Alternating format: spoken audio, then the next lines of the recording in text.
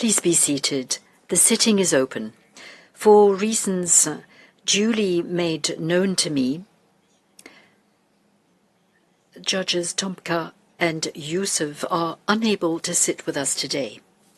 The court meets this morning to hear the second round of oral argument of Armenia on the preliminary objections raised by the respondent in the case concerning application of the International Convention on the Elimination of All Forms of Racial Discrimination, Armenia versus Azerbaijan.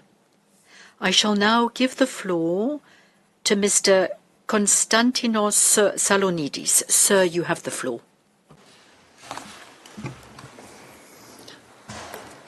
Mr. President, Madam Vice President, distinguished members of the Court, I will begin Armenia's second round submissions by responding to Azerbaijan's arguments on Wednesday regarding the negotiation precondition. I will briefly make 3 points. Turning to the first point, the Council for Azerbaijan on Wednesday admitted that the Court has never excluded what he calls pre-negotiations from the concept of negotiations. But he argued that such exclusion should be, in his words, the logical consequence of the Court's definition of negotiations. In support of this argument, Counsel stated, I quote, "In Georgia versus Russia, the Court held that negotiations require that the subject matter of these discussions must relate to the substantive obligations under CERT. But that is not what the Court said. I invite the Court to closely review the Wednesday transcript, which is now on your screens, with the passage I just highlighted in yellow. As the transcript makes clear, only the phrase substantive obligations under CERT falls within quotation marks. The remainder is Council's own representation of the Court's views. Now on your screen is the paragraph from Georgia versus Russia that Counsel cites.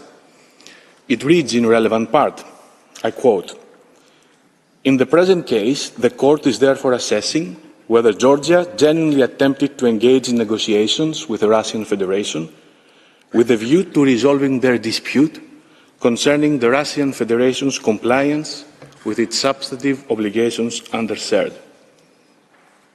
So what matters is not that each and every discussion between the parties directly concerned the substantive obligations, but rather that the negotiations were conducted with a view to resolving the dispute concerning the substantive obligations under CERT. And I would be remiss if I did not point out how distant we are from the facts of Georgia versus Russia and the questions they posed about whether the CERT had even been the subject of discussions in the first place.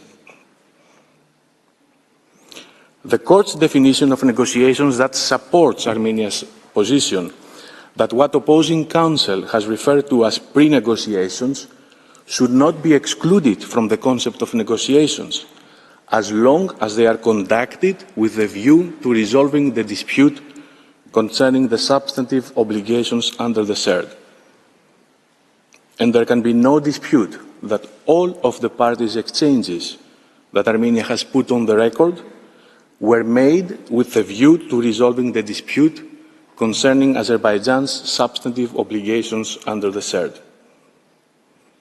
As I mentioned on Tuesday, the Court's jurisprudence in fact supports affirmatively Armenia's position. Azerbaijan had no response to this on Wednesday. As I also mentioned on Tuesday, Azerbaijan's own pleadings in the Azerbaijan versus Armenia case did not distinguish between pre-negotiations and negotiations.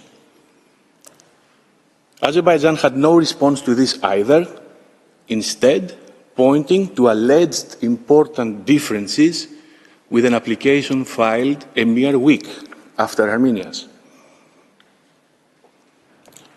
And as I further mentioned on Tuesday, Azerbaijan's position would enable a respondent to invade the Court's jurisdiction under Article 22 by repeatedly raising procedural and technical matters and delaying agreement in that regard, after having pro forma declared its alleged willingness to negotiate. Azerbaijan once again provided no response to this point on Wednesday. Moreover, as the court emphasized in Ukraine versus Russia, the CERD requires state parties to eliminate racial discrimination without delay and emphasizes the need to do so speedily. The court, for this reason, among others, found Article 22 to impose alternative rather than cumulative preconditions. For the same reason, Article 22 should be interpreted so as not to exclude pre-negotiations when they are made with a view to resolving the dispute, especially when they are being imposed as a condition before any substantive discussion may begin, as was the case here. Otherwise, again, respondents could undermine the speedy elimination of racial discrimination. To conclude on this point, Mr. President, all of the exchanges between the parties were made with a view to resolving the dispute. As such, they all qualify as negotiations for purposes of Article 22. I now turn to my second point regarding the context of negotiations. Azerbaijan asks you to consider as relevant context that the parties had not been on speaking terms. The parties' mutual distrust, however, did not preclude their ability to engage in direct negotiations, nor would it have precluded resolving the dispute if Azerbaijan had any genuine interest in doing so. But the negotiations demonstrated ultimately that there was no reasonable probability of a negotiated settlement. And this is even more so considering the constant aggravation of the dispute by Azerbaijan throughout the course of the negotiations. Azerbaijan argues in that regard, I quote, "Urgency has no bearing on the jurisdictional requirement under CED." But it is very telling that Azerbaijan had no response to the merits of our argument on Wednesday. And since Azerbaijan agrees that the context of negotiation matters, there is no a priori reason to exclude factors such as the urgent risk of irreparable prejudice to rights enshrined in the Convention. This brings me to my third and final point, which is that the negotiations had manifestly become futile by the time Armenia filed its application. Indeed, many of the exchanges that Council for Azerbaijan labels as pre-negotiations were not, as Azerbaijan claims, limited to procedural and technical matters. As I mentioned on Tuesday, starting from its very first letter, Armenia repeatedly asserted its substantive claims, and Azerbaijan, starting from its very first letter, repeatedly rejected them.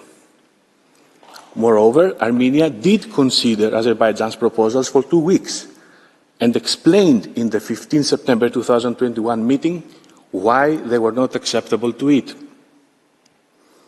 The negotiations here were thus not unlike those in Ukraine versus Russia, where the court found the preconditions satisfied. What matters the most, as the court noted in the Qatar-Haagau appeals cases, is that there is no reasonable probability that further negotiations would lead to a settlement, and that was unquestionably the case here.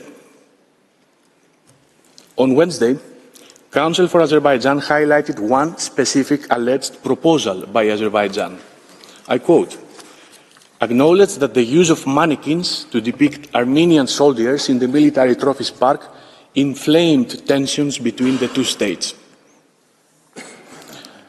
But I respectfully invite the court again to review the transcript closely. There are 2 strategic ellipses in this passage. The relevant text from Azerbaijan's proposal is as follows. Acknowledge that the use of mannequins to depict Armenian soldiers in the military trophies park in Baku and ongoing operations in Armenia by certain hate groups have inflamed tensions between the two states." And it goes on. Here is the next sentence. "On this last point, I should note," Azerbaijan says, "that these 2 issues are not comparable.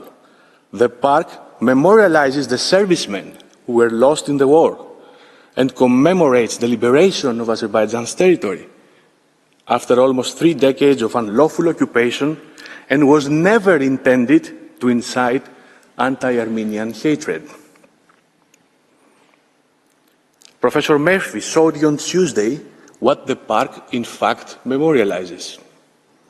But for my purposes, Mr. President and distinguished members of the court, this statement by Azerbaijan was decidedly not a proposal for the amicable settlement of this dispute. It was yet another assertion by Azerbaijan that it is right and Armenia is wrong. For all those reasons, Azerbaijan cannot reduce to a molehill the mountain of negotiations between the parties in this case. Armenia respectfully submits that the negotiation precondition was satisfied, such that Azerbaijan's first preliminary objection must be rejected. Mr. President, this concludes my remarks. I would kindly ask that you give the floor to Professor Karzan to continue Armenia's pleadings. I thank Mr. Salonides for his statement. J'appelle maintenant à la barre, Monsieur le Professeur. I would not like to call Professor Pierre Dargent to make his presentation. Thank you, Mr. President. Members of the court, I will confine myself to making just 3 brief introductory remarks on the presentations made by my colleagues. First remark, the points of convergence. At the end of the hearings, the parties agree on the legal tests applicable to rule on the ratione materiae objection raised by Azerbaijan pertaining to Armenia's request number 245. These are claims made in the 9th part of its memorial devoted to submissions. Parties also agree that the convention applies to armed conflict. Furthermore, Azerbaijan has not contested, 1, that ethnic Armenians were a protected group under the convention, that 2, Armenia's allegations to which it objects concerns cases of direct discrimination and not indirect discrimination by effect. 3, that a difference in treatment based on a ground prohibited by the Convention continues to fall within its scope, even if other grounds not covered by the Convention also exist. And 4, that the same facts can constitute breaches of obligations contained in distinct legal instruments. And then 5, that the Convention does contain legal obligations put forward by Armenia to substantiate its claims. Second remark, although Azerbaijan maintains that at this stage Armenia's evidence should be taken as it stands on their face, its second preliminary objection asks you in reality and in every respect to weigh the evidence, to analyze it, to the point that you have to reject it as being insufficient. If it is insufficient now, it will necessarily be insufficient at the merit stage, even in support of other claims that are not the subject matter of any preliminary objection. So what Armenia is asking you to do is totally inappropriate at this stage.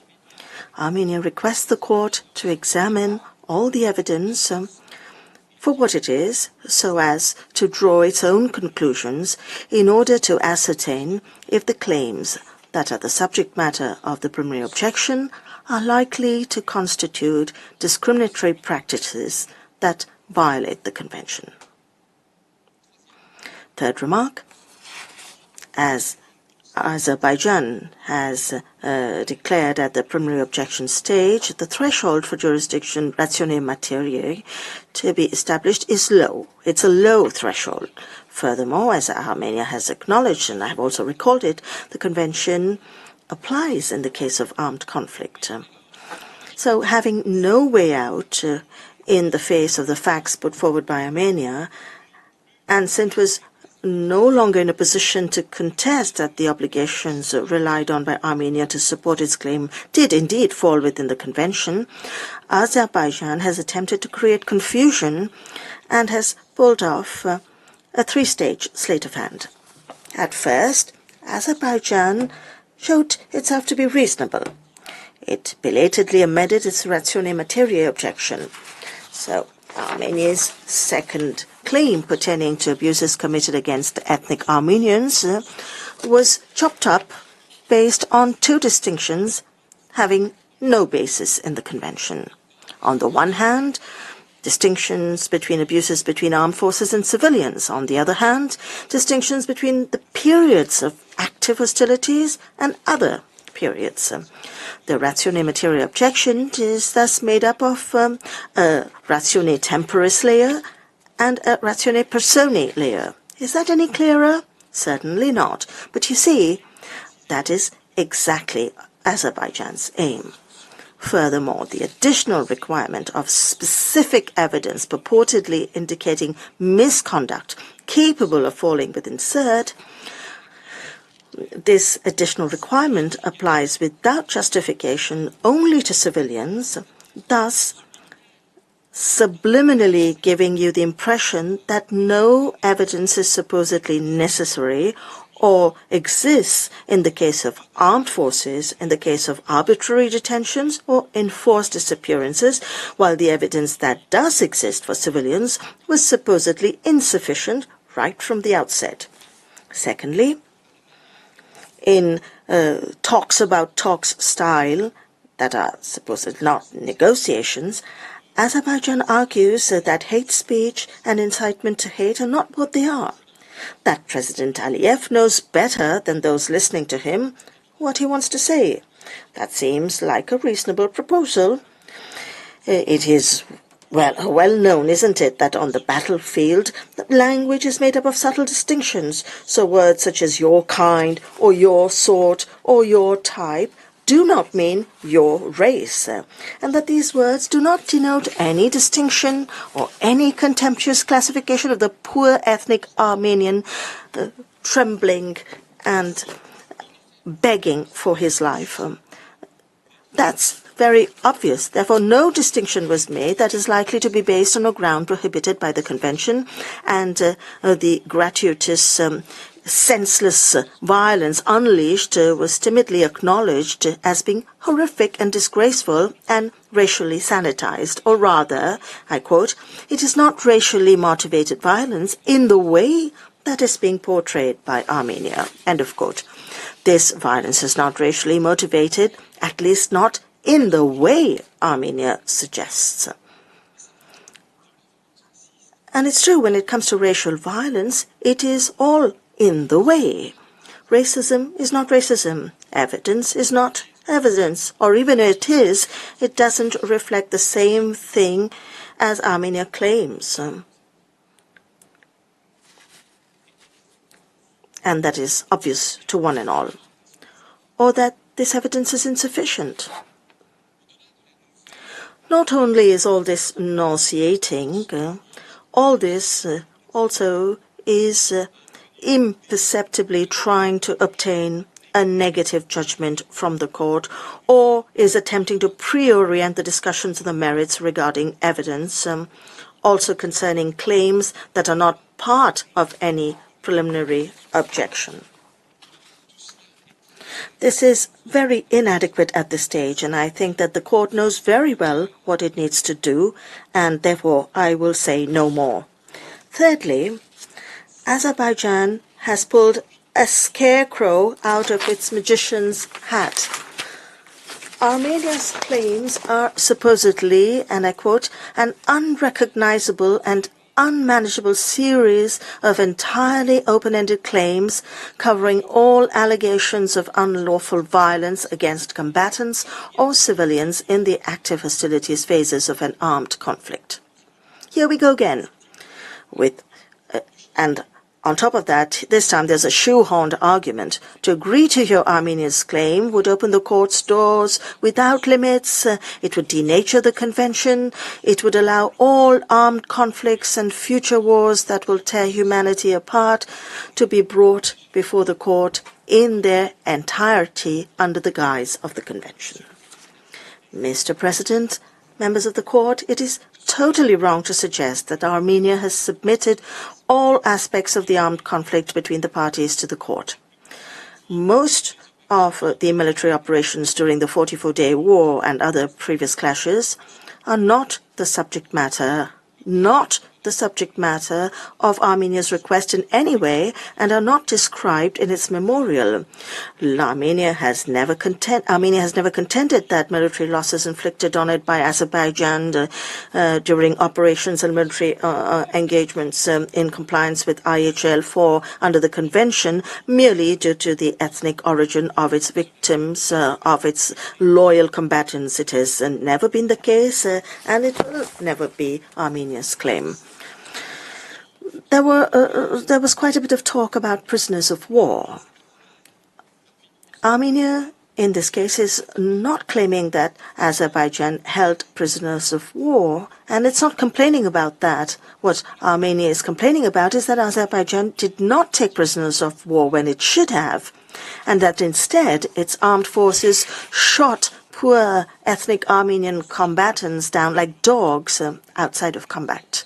Or that after taking them prisoner, Azerbaijan mistreated them during their detention or held them well after cessation of hostilities or made them disappear again long after the active phase of hostilities. And Armenia contends at this stage of the proceedings, given the specific nature of this bitter ethnic conflict, given the hate speech spread at all levels of power and in Azerbaijan society, and given all the specific evidence provided in its memorial and recalled by my colleagues that these claims, as Armenia suggests, were indeed likely to constitute breaches of the convention, irrespective of whether these facts might also be unlawful on another ground. I will now turn to allegations relative to indiscriminate bombing of civilian residential areas using cluster bombs and other indiscriminate weapons against the civilian population. Azerbaijan considers that claims related to these facts do not fall under the provisions of the Convention. Armenia believes, on the contrary, that the deaths that occur during these indiscriminate bombings and that are largely documented are perfectly capable of constituting discriminate differential treatment prohibited by the Convention. Why? Because the areas targeted indiscriminately and without any military objective were exclusively populated with ethnic Armenian civilians. Because when Azerbaijan wants to attack in a discriminate manner Armenians' identity, that is to say its cultural heritage, it also does so deliberately and without the slightest hesitation. Evidence of this has been known to the court since the first hearing for the indication of provisional measures. I would like to recall that the cavalier declaration made by President Aliyev to BBC that the double bombing of the Saint Gazan-Shatsos Cathedral of Sushi could have been accidental was proven wrong following ballistic analysis. Because massive attacks on the civilian population had been announced at the highest level as part of a strategy. You can see it as a footnote of our memorial, that it was part of a deliberate strategy aimed at terrorizing ethnic Armenians, because in fact these attacks took place against a backdrop of racist discourse. Now, wouldn't all this constitute violence based on a distinction on a ground prohibited by the Convention? Madam, members of the court, I think that one would have to be blind not to see this and deaf not to hear this. Mr. President, members of the court, Madam Vice President, thank you very much for your attention, and with your permission, I would now like to ask you to ask Professor Mercy to make his presentation. Sir Sean Murphy, the floor.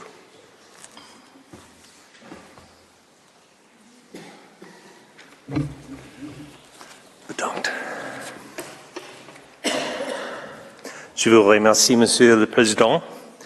I will address 2 points that cut across all the claims that are the subject of Azerbaijan's second objection.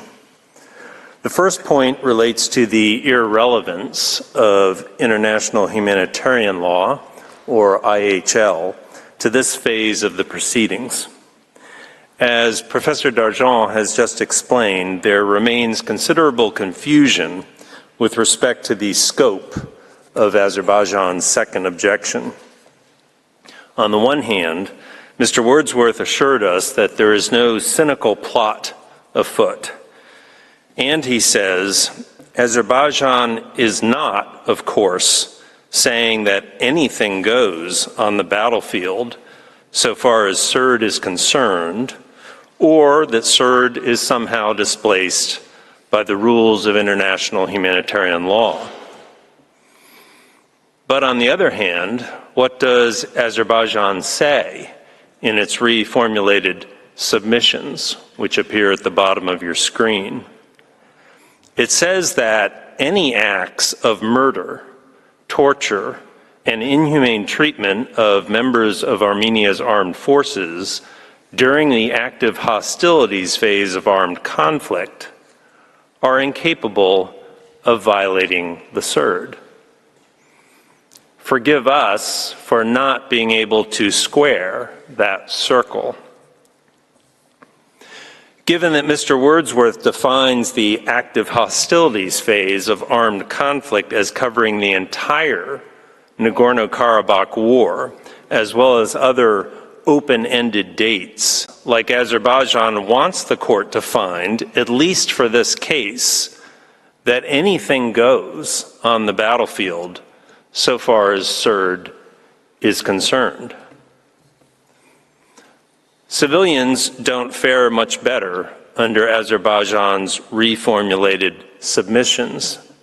They, too, cannot be protected during hostilities by the Surd unless there is specific evidence that indicates misconduct capable of falling within the Surd.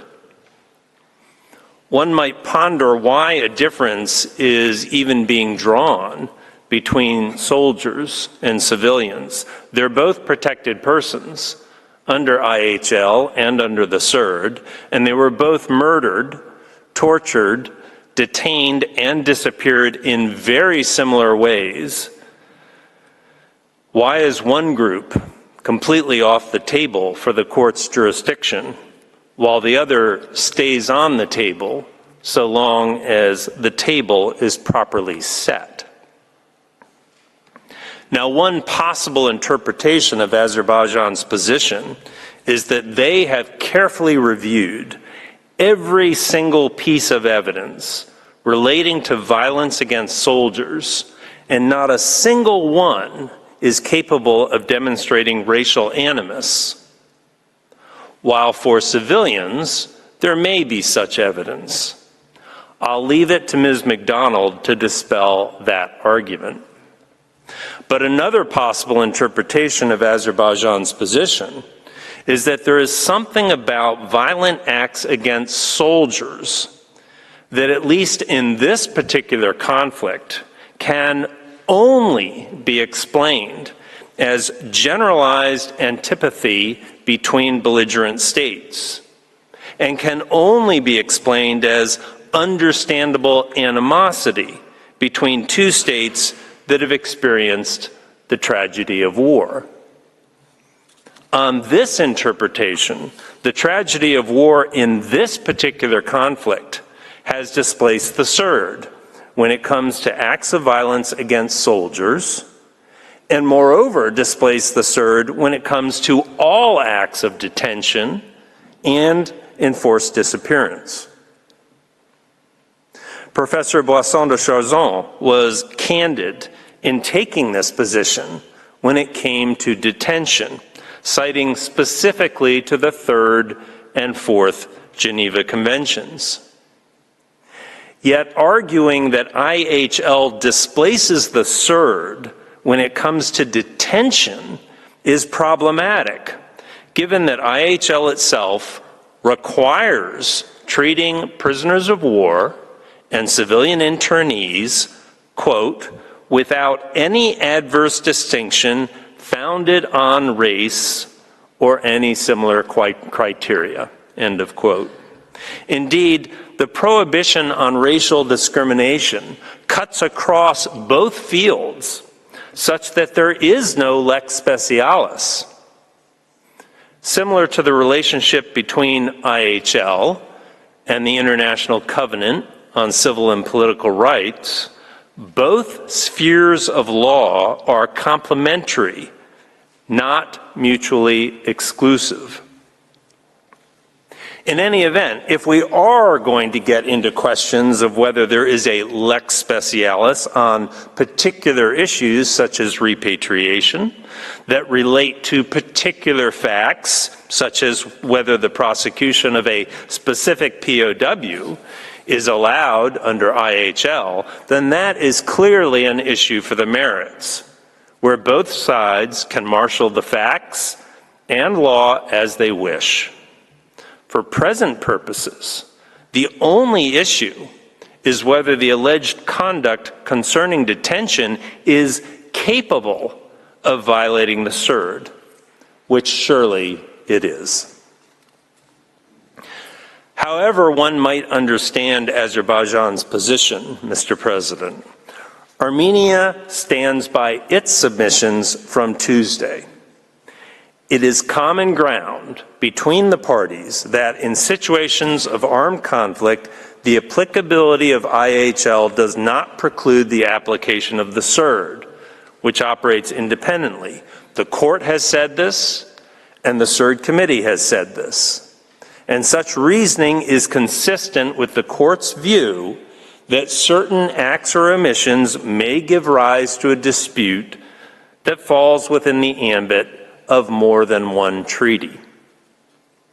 Given the evidence that we have submitted, the claims to which Azerbaijan objects are capable of violating the CERD regardless of any connection to IHL.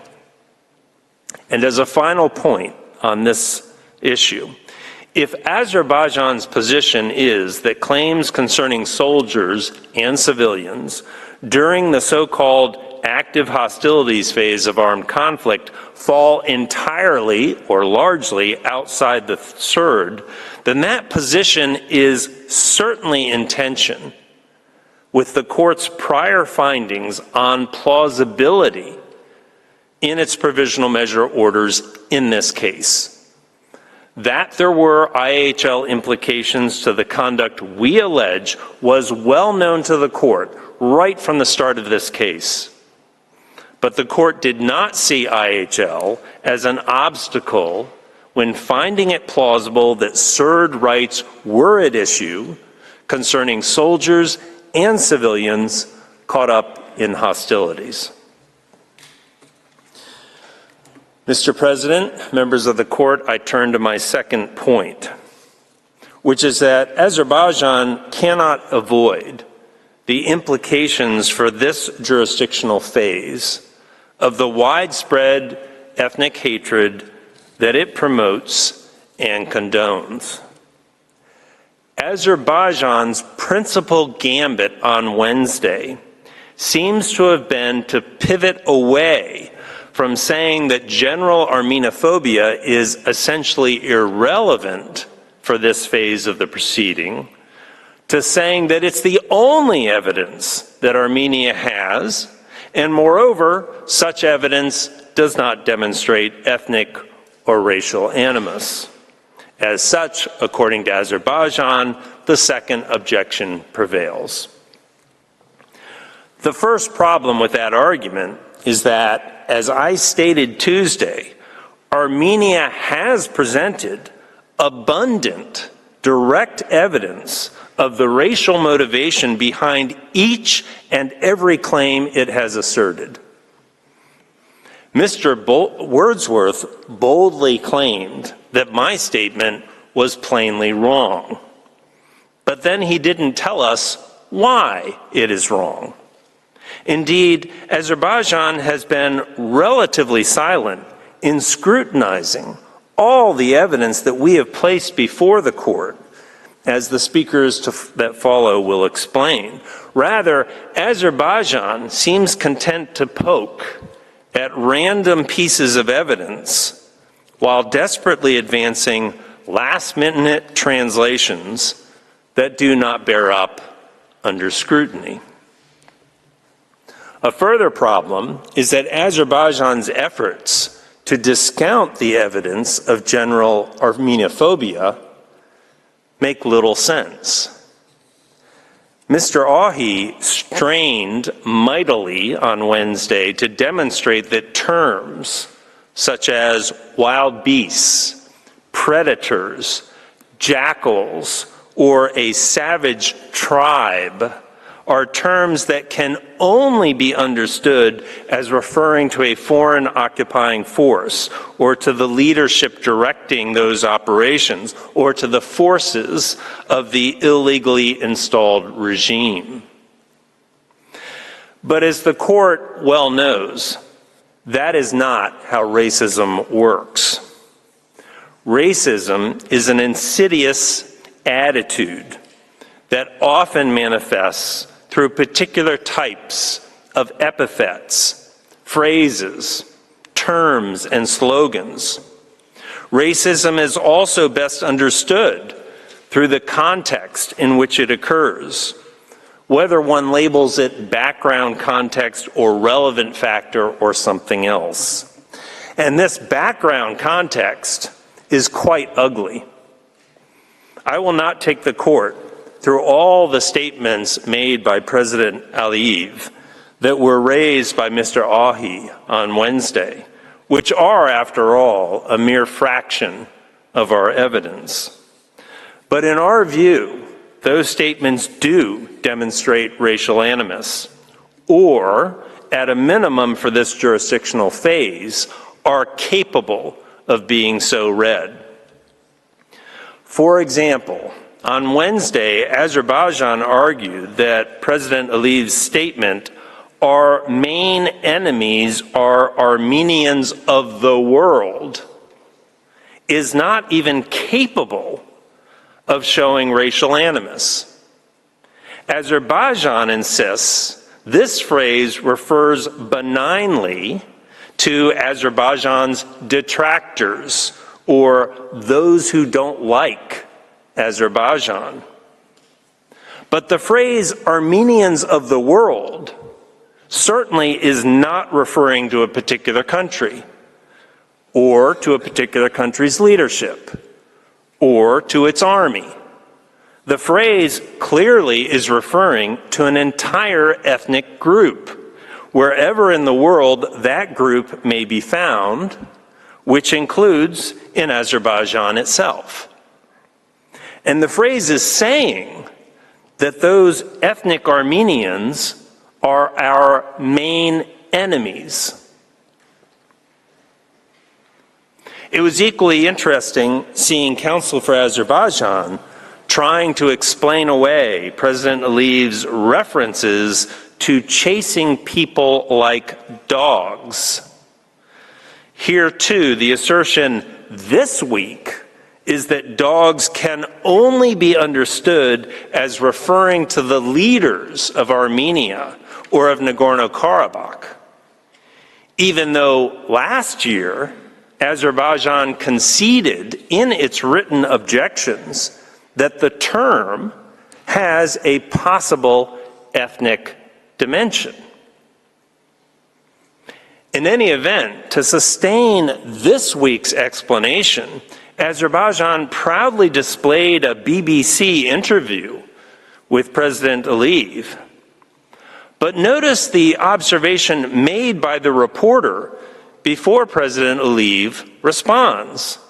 The BBC reporter observes, "You have very recently said, and I am quoting you here, if they do not leave, we will chase them like dogs. Now that's hardly the kind of statement that would make people feel safe." Clearly, the interviewer did not think that dogs was just a clever way of referring to the leaders of Armenia or of Nagorno-Karabakh. Moreover, the reporter then observed, and I quote, "There is institutionalized messaging against the Armenians which takes place here as a part of the state dialogue. People have been primed to have hatred for the other side? Are you actually expecting them to be able to coexist? End of quote. So while Azerbaijan has its own peculiar way of interpreting what President Aliyev means when he says, "We will chase them like dogs," that's not what anyone else is hearing. And it is notable the points we raised on Tuesday that even Mr. Ahi dared not touch. He dared not touch Azerbaijan's parliamentary committee, referring to Armenia and the Armenian diaspora as a cancerous tumor of Europe. He dared not touch Azerbaijan's senior official, comparing Armenians to the Jews of the Holocaust, whom Azerbaijan seeks to eliminate. He dared not touch the grotesque mannequins placed in and then hastily removed from Azerbaijan's military trophy park. He dared not touch Azerbaijan's disinfection stamps, and so on. Azerbaijan's co-agent represented to the court on Wednesday that the patch we noted on Tuesday, which says Armenian don't run, is not worn by Azerbaijan soldiers. That's the first time we've heard such a denial, notwithstanding our having raised this patch as being worn by Azerbaijan soldiers in both our January 2023 memorial and at the October 2023 provisional measures hearing. Azerbaijan's denial happens to be inconsistent with media reports and think tank reports, in addition to social media postings, all of which also say it is a patch worn by an Azerbaijani soldier. In any event, if Azerbaijan wants to contest that proposition at the merits stage, it is free to do so, perhaps by telling us who does wear such a patch that so widely and proudly circulates on social media in Azerbaijan. But there is no need to rely solely on Armenia's interpretation of these facts. Indeed, the court has abundant evidence as to what third parties think about whether Azerbaijan's government generally promotes and condones widespread ethnic hatred against ethnic Armenians. The Council of Europe's Advisory Committee on the Framework Convention for the Protection of National Minorities does not accept Azerbaijan's interpretations of its government statements. Rather, the Advisory Committee has observed, and I quote, a very persistent public narrative surrounding the Nagorno-Karabakh conflict, identifying variably Armenia or Armenians as the enemy and openly promulgating hate messages. End of quote. Moreover, it expressed deep concern at the levels of official involvement in endorsing and disseminating such views, which were directed both against Azerbaijani citizens of ethnic Armenian origin, as well as anybody else who may be seen as affiliated with Armenia. The European Commission on Racism and Intolerance does not accept Azerbaijan's interpretation of its government's statements. ECRI has found that Azerbaijan's leadership, education system, and media are very prolific in their denigration of Armenians, so much so that an entire generation of Azerbaijanis has now grown up listening to this hateful rhetoric. The Third Committee does not accept Azerbaijan's interpretation of its government's statements.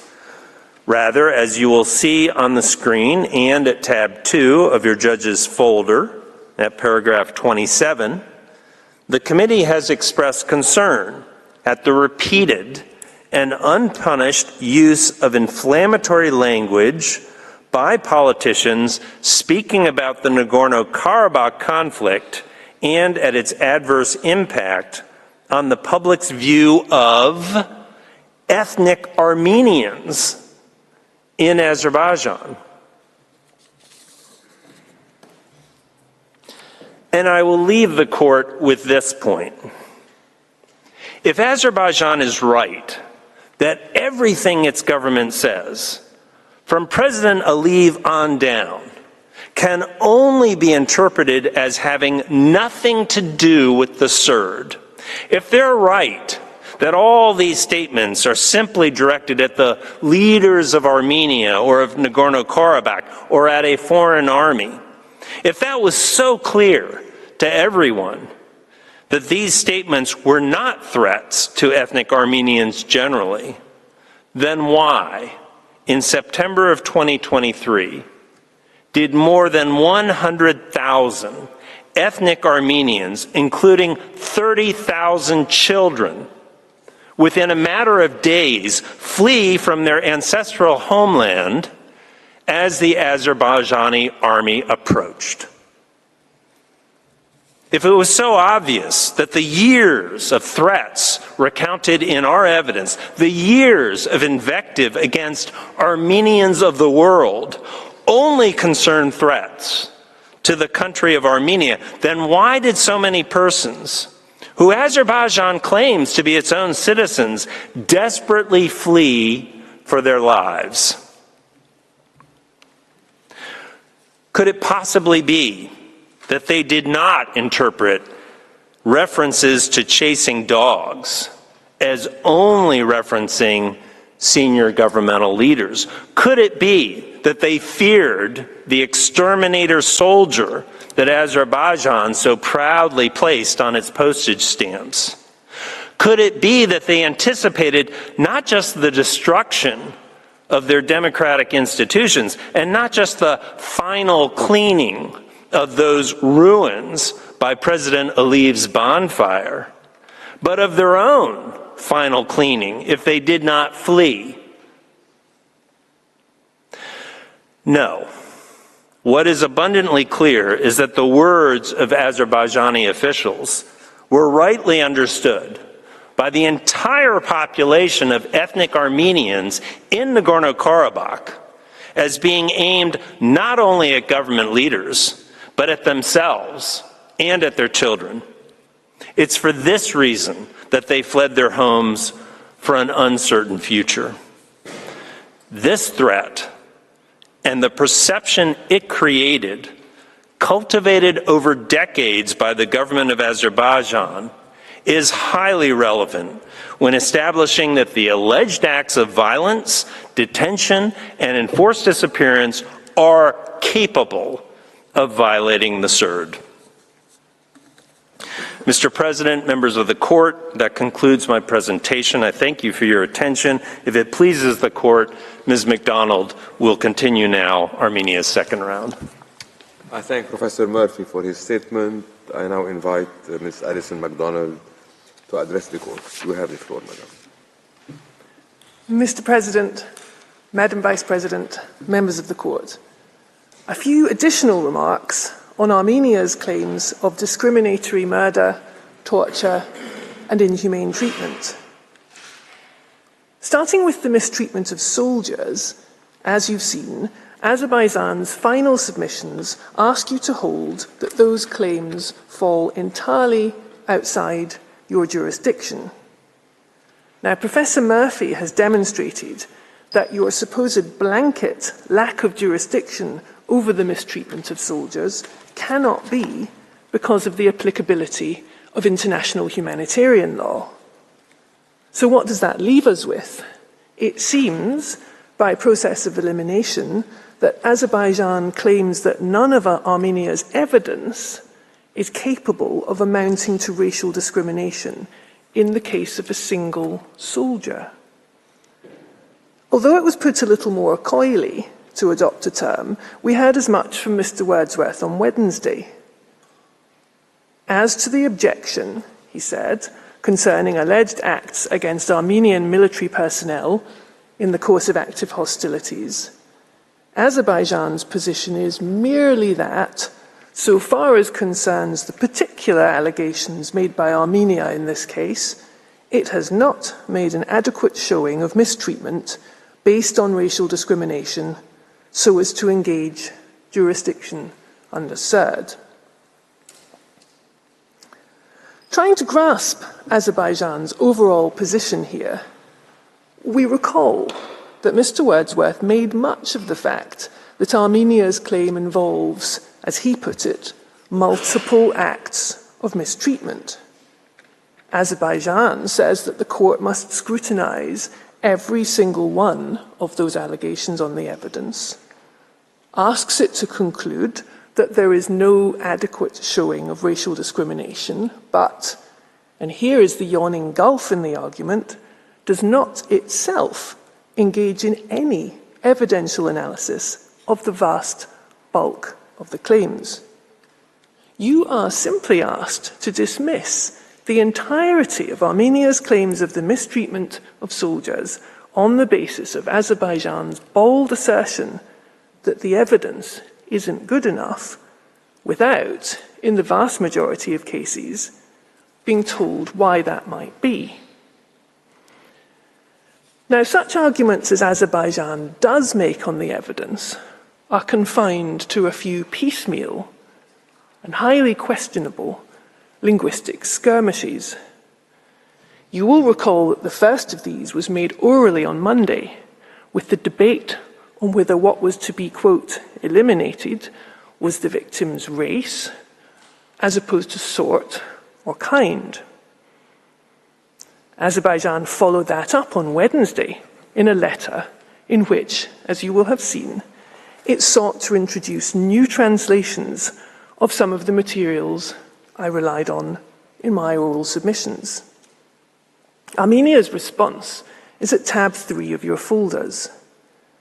As we noted, this is a remarkable development given that Azerbaijan has had Armenia's translations for months and could have been left in no doubt from either the memorial itself or Armenia's response to the preliminary objections that Armenia relied on them as part of its evidence of racial discrimination.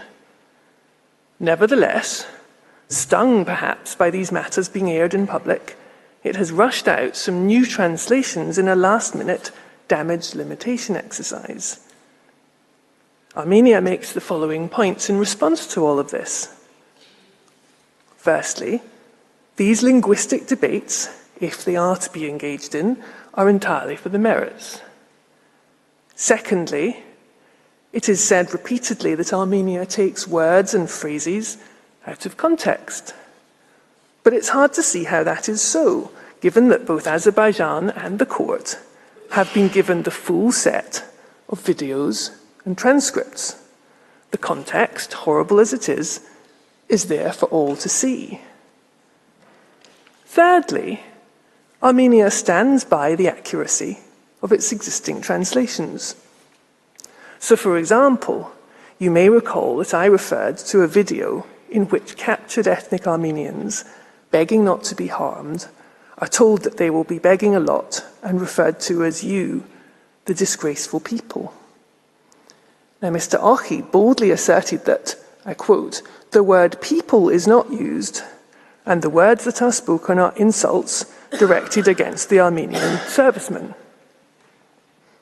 Armenia stands by its translation and the use of the word people, and it's no answer, in any event, to say that the words are insults being directed against the Armenian soldiers. Of course they are insults, and of course they are being directed at the captive soldiers. The question is whether, on the evidence, the whole treatment of those people is capable of amounting to racial discrimination. And whatever version of the transcript one reads, that's clearly the position. So this star example of a supposed lack of evidence falls flat. And that takes me on to the fourth point, that it's very difficult to see how any of the new translations really make the situation better. Armenia's letter from Wednesday provides a red line version showing the edits that Azerbaijan has made. But as Armenia points out in its letter, even Azerbaijan's most creative liberties cannot conceal the racism which leaps off the page. And ironically, its, quote, corrections introduce additional racially charged language, such as including the familiar trope, son of a dog. And incidentally, we've still heard nothing from Azerbaijan as to how the frequent use of dog and cognates, including mangy jackal, is consistent with its blanket jurisdictional objection when Azerbaijan itself has acknowledged that the term has a, quote, possible ethnic dimension. Finally, a brief word on civilians. Azerbaijan's final submission asks you to declare that you lack jurisdiction over any civilian mistreatment except with respect to any allegations which Armenia has particularized with reference to specific evidence purportedly indicating misconduct capable of falling within CERD. Now, what does specific evidence mean here? Well, you'll recall the examples I gave on Tuesday of the elderly people, including the 84-year-old man with dementia who were killed and mutilated in their homes.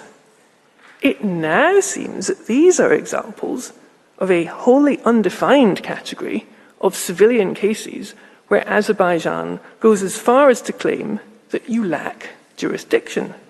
We saw this from Mr. Wordsworth's submissions. He asserted that, as horrific as these instances appear, there is nothing whatsoever to link these acts to racial discrimination.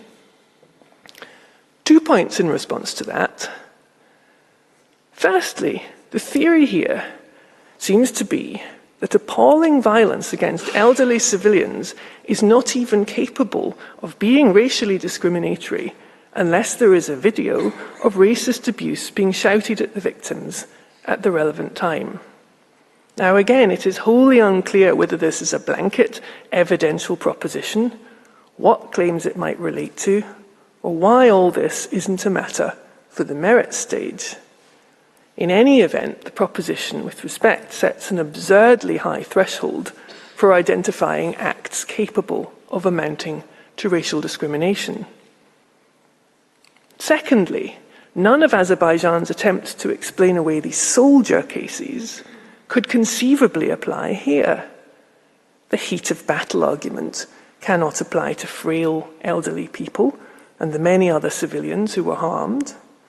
These people cannot possibly be mistaken for soldiers, let alone for the Nagorno-Karabakh leadership to whom, it is claimed, the hostility of President Aliyev and those below him is confined. Is the court being asked to rule that pure political or nationalist rivalry between Azerbaijan and Armenia explains, to the exclusion of any possible ethnic motivation, murders such as these? In Armenia's submission, none of Azerbaijan's arguments here come close to addressing the abundant evidence before you. Mr. President, members of the court, that concludes my response on why Armenia's claims of violent mistreatment should proceed to the merits. I thank you for your attention and invite you to call upon Mr. Klingler. I thank Ms. Alison MacDonald for her statement. I now invite Mr. Joseph Klingler to take the floor. You have the floor, sir. Thank you. Mr. President, Madam Vice President, members of the court, I will briefly address Azerbaijan's objection to Armenia's claims concerning arbitrary detention once again. I begin by noting 6 points that Azerbaijan did not dispute on Wednesday afternoon. First, Azerbaijan did not dispute that the prohibition of arbitrary detention extends through all stages of the judicial process, from the initial detention through to the trial, judgment, and sentencing. Second, Azerbaijan did not dispute that if ethnic Armenians have, on the basis of their ethnicity, been deprived of due process or other fair treatment linked to their detention at any point during their detention, then they have been arbitrarily detained in violation of the CERD. Third, Azerbaijan did not dispute that a discriminatory measure based on a prohibited ground may simultaneously have other objectives and still be capable of constituting a breach of the CERD. Fourth, Azerbaijan did not dispute the existence of numerous first-hand testimonies of ethnic Armenian detainees recounting how they were beaten, coerced into making confessions, and otherwise deprived of their due process rights. Fifth, Azerbaijan did not dispute the existence of first-hand testimonies that link due process violations with what Armenia submits are unequivocal expressions of racial hatred and other racially motivated abuse, the specific terms of which Azerbaijan did not challenge at all. And finally, Azerbaijan did not dispute that many of those it detained were elderly and disabled civilians from Nagorno-Karabakh who did not participate in the hostilities and whom Azerbaijan considers to have been Azerbaijani citizens itself. We respectfully submit that these facts alone are sufficient to dismiss Azerbaijan's objection. By any standard, first-hand evidence indicating that ethnic Armenians were deprived of their due process rights because they are ethnic Armenians is capable of establishing a breach of the CERD. I turn now to certain points that Azerbaijan did address. Much of Azerbaijan's argument on Wednesday appeared to be dedicated to the rather extraordinary proposition that the court must decide on Armenia's claim of arbitrary detention only by reference to the law applicable in times of armed conflict and not by reference to the provisions of the CERD.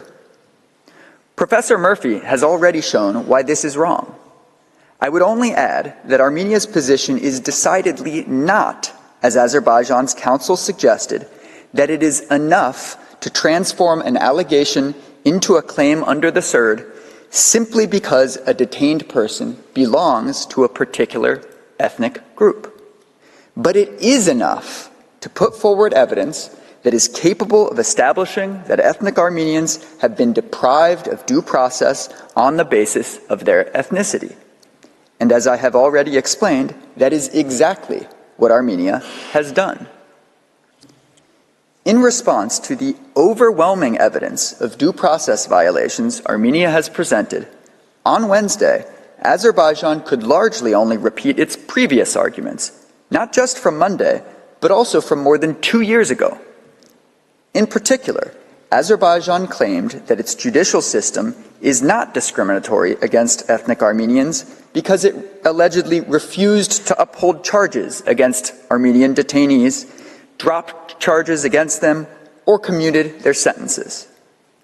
But while Azerbaijan has occasionally released prisoners who were convicted while refusing to commute the sentences of others who were captured in the same place and convicted of the same crime, if anything, that merely underscores that ethnic Armenians have been arbitrarily detained. Azerbaijan also stated that trials against ethnic Armenian detainees took place in open court, in the presence of representatives of the ICRC, the diplomatic corps, the Azerbaijani ombudsman, and the international media. These factual assertions were recycled from Azerbaijan's presentation during the oral proceedings on provisional measures in October 2021. Azerbaijan's October 2021 presentation also referred to the same legal provisions of Azerbaijan's criminal procedure code that it placed in your folders on Monday to show that it respects due process. But Azerbaijan could not convince the court at that stage that it was guaranteeing ethnic Armenians fair trials and due process, which is why the court ordered Azerbaijan to, quote, ensure their security and equality before the law. Azerbaijan's counsel also referred to the trial and conviction of Mr. Vikin Yuljekshian, claiming that Armenia was wrong to assert that he was a civilian. To be clear, at the time of his detention, Mr. Yuljekshian was a civilian. He was captured after the conclusion of the trilateral statement with another civilian while driving in a personal car from Lachin to Shushi to collect his belongings. The fact that he allegedly previously posted undated photos of himself carrying military equipment does not change this. Much less does it change the fact that he was convicted of serving as a mercenary despite being an Armenian national. On Wednesday, we heard nothing about this conviction at all. Mr. Yuljekshian remains behind bars as I speak, convicted of a crime that he confessed to under, quote, apparent duress, and that Azerbaijan has not even attempted to defend before this court. In contrast, we did finally hear from Azerbaijan with respect to Armenia's claim concerning the numerous ethnic Armenians who were not Armenian citizens and were detained at Azerbaijan's ports of entry, merely because they had Armenian surnames. The members of the court will recall that Azerbaijan offered no response to this aspect of Armenia's claim in its written observations or in its oral submissions on Monday. Azerbaijan's primary response, when it finally addressed the issue on Wednesday, was to rely on quotes made by its president in a speech after proceedings in this case were instituted, claiming that Azerbaijan allows ethnic Armenians to enter the country. Of course, whether or not Azerbaijan has occasionally admitted ethnic Armenians to its territory is not the question. The question is whether Armenia has put forward evidence that is capable of establishing that Azerbaijan has arbitrarily detained ethnic Armenians at its ports of entry in violation of the CERD. And that, we respectfully submit, Armenia has plainly done. We refer the court to pages 130 to 136 of Armenia's memorial. Among the evidence cited there, the court will see that relating to an Estonian citizen of Armenian origin who arrived in Baku to participate in a conference alongside other Estonian officials. Although she had officially received an electronic visa, she was held in the Baku airport for 12 hours and then sent back to Estonia by the Azerbaijani authorities after they, quote, noticed their mistake and her, quote, Armenian background. Is any of this ethnic discrimination surprising? No, it is not. In the words of the head of the press service of Azerbaijani Railways, quote, the entry of ethnic Armenians who are nationals of other countries is officially prohibited. Are these just routine identity checks carried out by border guards or customs authorities, as Azerbaijan claims? No, they're not.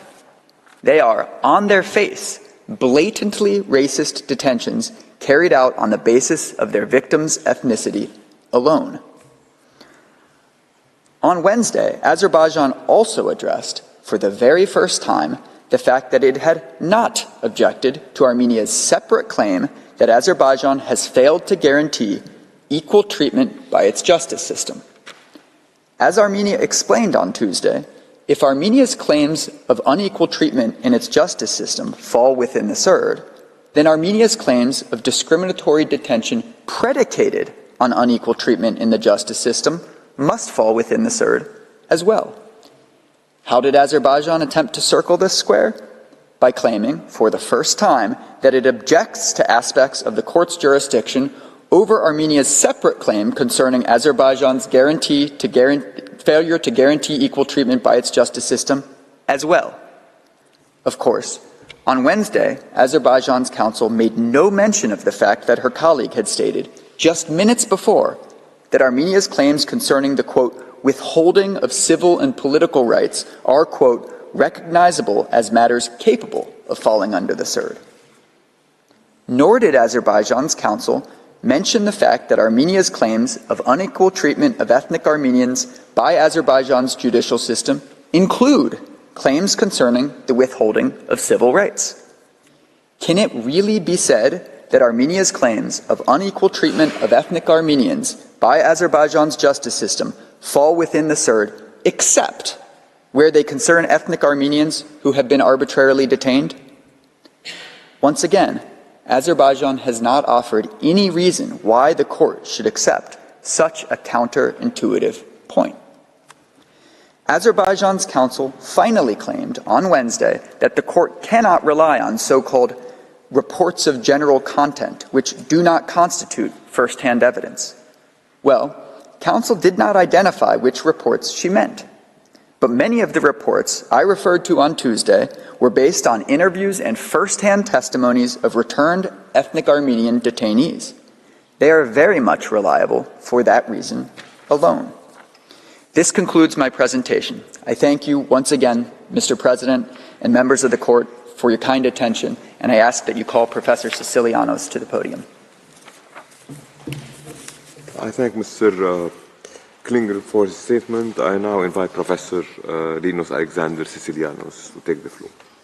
You have the floor. Mr. President, Madam Vice President, distinguished members of the court, I shall present Armenia's rebuttals on the third and last strand of Azerbaijan's ratione materie objection, namely Azerbaijan's objection to Armenians' claims concerning Azerbaijan's enforced disappearances of ethnic Armenians. I shall also offer some comments on the importance and relevance for the present proceedings of the concluding observations of the third committee and of the findings of other UN human rights bodies and special rapporteurs, which has been challenged by Azerbaijan's presentations in the last few days. Azerbaijan cannot dispute that the prohibition of enforced disappearance is encompassed within Article 5's broad and non-exhaustive guarantee of the equal enjoyment of all human rights. The prohibition of enforced disappearance is a rule of customary international law, if not jus cogens, and when it involves racial discrimination, it breaches the SIRD. Azerbaijan cannot dispute the concrete evidence that Armenia has presented concerning both servicemen and civilians of ethnic Armenian origin who are believed to have been in Azerbaijan's custody and have either been murdered without the circumstances of their death acknowledged by Azerbaijan or remain missing until today. To be clear, with respect to both categories of enforced disappearances I just mentioned, Armenia refers specifically to those who are known to have been in Azerbaijan's custody, contrary to what Professor Boisson de Chajourne suggested. Moreover, Armenia has also put forward clear evidence that Azerbaijan has repeatedly obstructed searches for and repatriation of the remains of ethnic Armenians in territories under its control.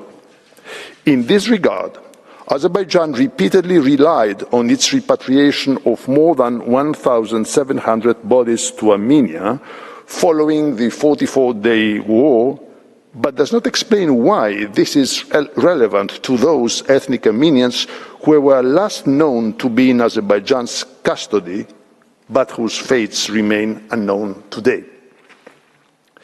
Finally, Armenia's evidence shows that Azerbaijan has also concealed the fates of ethnic Armenians who were forcibly disappeared following the submission of Armenians' memorial.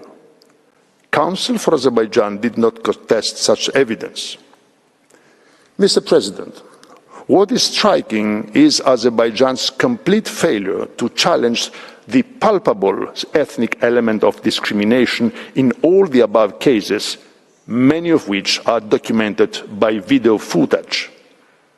That element is even more visible in numerous cases of completely inoffensive civilians, including elderly people up to 90 years old, and persons living with disabilities who were the last to flee due to their age and yet were subjected to enforced disappearance by Azerbaijan. Again, Council for Azerbaijan did not give any explanation how the subjection of these individuals to enforced disappearances could be based on any grounds other than ethnic hatred. Yet Azerbaijan somehow claims that there is no specific evidence of differential treatment based on ethnic origin concerning Azerbaijan's practice of enforced disappearance of ethnic Armenians. To be clear, the question whether there is a practice or practices of enforced disappearances based on existing evidence is an issue to be examined at the merits. This is therefore a transparent attempt to deflect from the weaknesses of Azerbaijan's objection at this stage and the central issue to the court's consideration, namely the ethnic dimension that Armenia has amply shown. I come now to my second point, namely the relevance and importance of Third Committee concluding observations and findings of other prominent UN experts and special rapporteurs. Armenia has extensively invoked the findings of the Third Committee in its concluding observations of 2022, in which the committee examined almost all claims of Armenia in its memorial concerning a period including the 44 Days War. Yesterday, we heard from Professor Boisson de Sajourne that such concluding observations should be disregarded by the court. Comme il a été mentionné lundi dernier, les observations du dit comité ne sont pas d'assistance à la Cour afin d'établir sa compétence en vertu de la sièdre. This is in stark contrast with the opening statement of Mr. Mamadov, the agent of Azerbaijan in this case, in Geneva in 2022, during those same committee proceedings which resulted in the adoption of the aforementioned concluding observations. I quote Mr. Mamadov, "We highly appreciate the dialogue with the committee, which significantly contributes to our efforts for overcoming existing challenges and making further progress. The Republic of Azerbaijan considers the interactive dialogue with the committee as a significant mechanism for monitoring and reviewing actions taken by the government to fulfill its obligations under the Convention." End of quotation. As it is well known, the concluding observations of UN human rights treaty bodies in general, and of the Third Committee in particular, are the corollary of the whole process of examination of states' reports, which includes a 6 hours constructive dialogue with the state delegation and considers a broad range of contributions by a variety of independent stakeholders, including other international bodies and institutions, as well as NGOs contributing first-hand information and testimonies. It is true that the concluding observations are not judicial decisions. They are adopted in a specific framework, and as Mr. Mamadov observed, they claim at helping states to fulfill their commitments under the Convention. However, when a committee expresses deep concern about a series of acts or omissions of the state under examination, as the Third Committee did in relation to Azerbaijan in 2022, this is a very alarming sign addressed to the state in question based on multiple converging sources. The court places high importance on UN treaty bodies' findings of facts and law in its judgments and advisory opinions. As the court explained in relation to the Diallo case, although it is in no way obliged in the exercise of its judicial functions to model its own interpretation of the Covenant on Civil and Political Rights on that of the Human Rights Committee, it believes that it should ascribe great weight to the interpretation adopted by this independent body that was established specifically to supervise the application of that treaty. Similar considerations apply to the other treaty bodies, including the Third Committee. Let me recall the main findings of the third committee concluding observations in relation to the preliminary objections of Azerbaijan, which you can see on your screen. The committee is deeply concerned about allegations of severe and grave human rights violations committed during the 2020 hostilities and beyond by Azerbaijani military forces against prisoners of war and other protected persons of Armenian ethnic or national origin, including extrajudicial killings, torture, and other ill treatment and arbitrary detention. The invitation to the court to simply disregard the findings of the specialized treaty body on issues of racial discrimination concerning a significant part of the period and context related to Armenia's application is most surprising. Azerbaijan is inviting the court to consider that the findings of the third committee do not even pass the threshold of the preliminary stage of proceedings. This would constitute a serious blow to the authority and credibility of the third committee and to the UN treaty body system more generally. All the more so that the above approach by Azerbaijan could be applied mutatis mutandis to the statement at tab 5 of your judges folder from Tuesday, emanating from two special rapporteurs, the chair rapporteur, and 4 other members of the working group on enforced or involuntary disappearances, all democratically elected by the Human Rights Council, which you can see on your screens. May I recall that special rapporteurs and working groups are part of what is known as special procedures of the Human Rights Council, that is the largest body of independent experts in the UN human rights system, constituting independent fact-finding and monitoring mechanisms that address either specific country situations or thematic issues in all parts of the world. The above-mentioned statement covers not only enforced disappearances, but also extrajudicial killings, torture, and other ill treatment against ethnic Armenians during and in the aftermath of the 44 days war, as you can see on your screens. Joint statements of this kind are relatively rare in UN practice, and they concern only egregious violations of human rights. Azerbaijan's logic of summarily disregarding such statement would inflict yet another blow to the UN human rights protection system. By way of conclusion, let me reiterate that the enforced disappearances of ethnic Armenians fall within the scope of application of the third. This claim is corroborated by the findings of the third committee, as is the case with all of Armenians' claims which have been the subject of Azerbaijan's preliminary objections. The same observation goes mutatis mutandis for the findings of the UN Special Rapporteurs and the members of the UN Working Group on Enforced or Involuntary Disappearances. Mr. President, members of the Court, this concludes my presentation.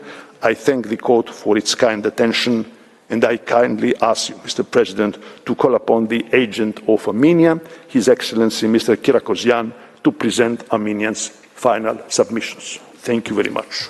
I thank Professor Sicilianos for his statement. I now call upon the agent of Armenia, His Excellency Mr. Kyriakosyan.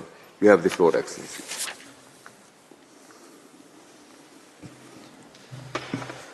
Mr. President, Madam Vice President, members of the Court, it is an honor to appear before you once again this week. I will be brief. This week, Azerbaijan failed to respect the clearly circumscribed limits of the preliminary objections phase. It disregarded the legal standards clearly established by the Court's jurisprudence, and it distorted Armenia's factual evidence. But Azerbaijan's tactic has failed. Its stance is not conducive to good administration of justice. As Armenia's Learned Council demonstrated this week, Armenia genuinely attempted to negotiate its claims under the CERD, but to no avail. Armenia thus fully complied with the negotiation precondition of Article 22 of the CERD. Moreover, all of the Armenia's claims fall squarely within the material scope of the CERD. Azerbaijan's racist violence, arbitrary detention, and enforced disappearances perpetrated against ethnic Armenians are plainly capable of falling within the CERD. As you saw this week, these horrific practices are anathema to promise undertaken by all state parties to the CERD to, and I quote, adopt all necessary measures for speedily eliminating racial discrimination in all its manifestations and forms, and to prevent and combat racist doctrines and practices in order to promote understanding between races and to build an international community free from all forms of racial segregation and racial discrimination. End of quote. The course has before it all the necessary elements to easily dispense with Azerbaijan's objections. Armenia looks forward to continuing its pursuit of accountability in the proceedings on the merits and reconfirms its dedication to resolve this dispute peacefully and in a manner that honors both the letter and spirit of international law. In accordance with Article 60, Paragraph 2 of the Rules of the Court, I will now read out the Republic of Armenia's final submissions. The Republic of Armenia respectfully requests that the Court, A, reject the first preliminary objection raised by Azerbaijan, and B, reject the second preliminary objection raised by Azerbaijan, or, in the alternative, decide that Azerbaijan's second preliminary objection does not possess an exclusively preliminary character. Before concluding, I wish to express my gratitude to the Registry and its staff for their kind assistance in these proceedings, to the interpreters for their hard work, and finally, Mr. President, members of the Court, thank you for your attention and serious consideration of the parties' submissions this week hearings. Thank you. I thank the agent of Armenia for his statement. The Court takes note of the final submissions which you have just read on behalf of your government. Ainsi s'achève la présente série d'audiences. Je tiens à remercier les agents, conseils, avocats des deux parties pour leurs interventions. Conformément à la pratique habituelle,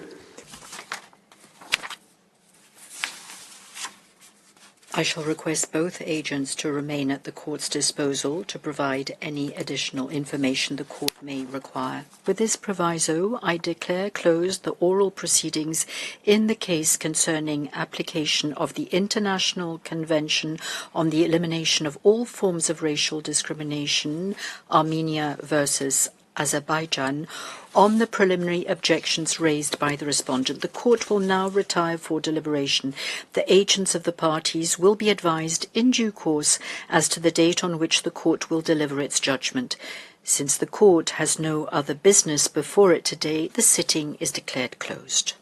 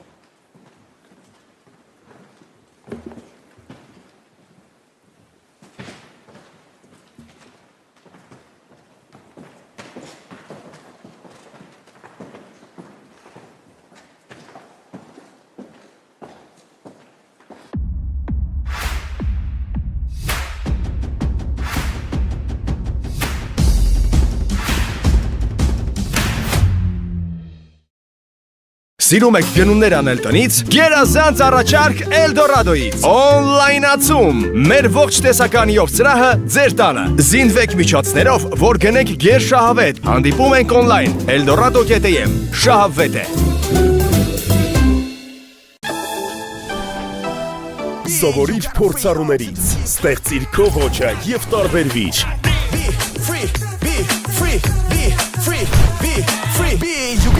Զարմացրու եւ գործիր հրաշքներ, չէ որ հնարավորություններդ անսահմանափակ են։ Անսահմանափակ ինտերնետ անհնարինի սահմանները ջնջելու համար։ Be free unlimited. You gotta free all to the be free.